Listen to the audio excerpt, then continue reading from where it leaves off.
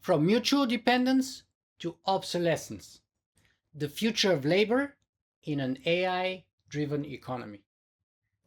Throughout history, capital and labor have been interdependent forces driving economic growth. Capital relies on labor to generate returns on investment, while labor depends on capital for wages. Despite historical fluctuations in their balance of power, classical economics suggests theoretical, long-term equilibrium where both parties benefit. Capital sees growing returns and labor enjoys rising wages. But is this equilibrium sustainable in the face of rapid technological advancements in AI? The post-World War II era, particularly from the late 1940s to the early 1970s, exemplifies the mutual benefit of capital and labor. This period saw unprecedented economic growth and a significant rise in the standard of living for the baby boomer generation in North America. However, starting in the 1970s, the balance of power shifted towards capital. This shift was marked by productivity gains increasingly benefiting returns on investment, while wages stagnated. As a result, the once synchronized growth of productivity and wages decoupled, favoring capital over labor and increasing income inequality and social stratification. This was a substantial quantitative change with proportionally substantial quantitative social implications. Today, we're approaching a qualitatively different watershed moment that will fundamentally shift the balance of power and have profound social and political implications. For the first time in history, technological advancements like AI and robotics enable capital to create labor rather than hire it. This shift disrupts the traditional labor-capital relationship, leading to technological unemployment, where machines and AI replace humans across various industries. The long-standing relationship of mutual codependence between capital and labor will be profoundly altered, and the equilibrium taught by classical economics will no longer hold, even in theory. The incentive for paying wages diminishes as technologies like AI and robotics increase productivity while reducing costs. It's like having workers who produce more and more while getting paid less and less. The best part for capital is the ability to create and multiply its own labor or cut it when needed, increasingly faster and cheaper. Humans are not needed.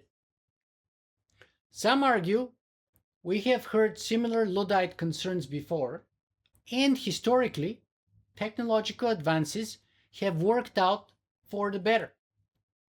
However, today's technological unemployment fundamentally differs from past labor disruptions, such as those during the Industrial Revolution. In the past, displaced workers transitioned from one type of manual job to another, as capital still needed human labor to operate machines, to oversee production, and to manage resources. Today, machines can autonomously perform these tasks. Production is monitored by sensors, and resource allocation and management are handled by AI, reducing the need for human labor to the point of potential obsolescence. The speed and depth of change we're experiencing today, combined with an accelerating pace, means we will witness much more happen in a much shorter time frame than during the Industrial Revolution. This is not simply about replacing some manual jobs with others. It's about making most human jobs obsolete across all industrial levels, from cashiers and production line workers to accountants, brokers, lawyers, insurance and real estate agents, consultants, doctors, and even CEOs.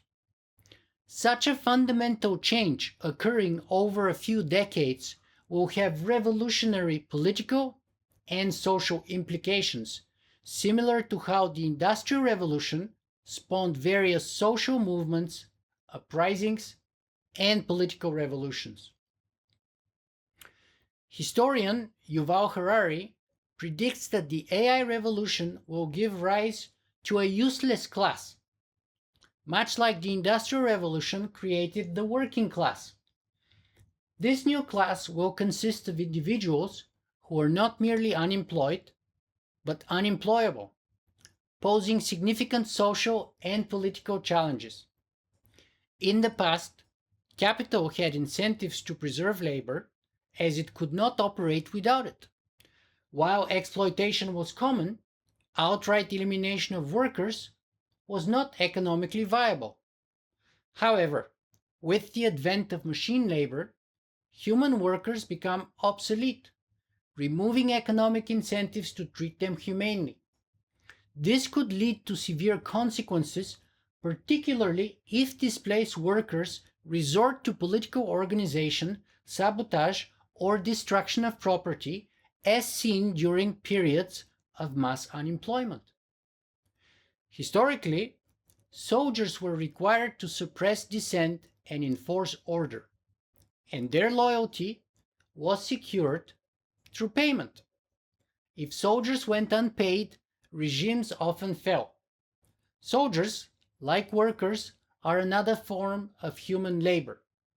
Soon, advanced AI and robotics could replace human soldiers, allowing rich dictators and capitalists to maintain control without human intervention. If one can create machine workers, one can also create machine soldiers, further consolidating power in the hands of those who control the technology. There are 5 million truck, taxi, and other drivers, plus 3.5 million cashiers in the United States alone. These jobs could disappear within the next 5 years. Eventually, most jobs that exist today may become obsolete.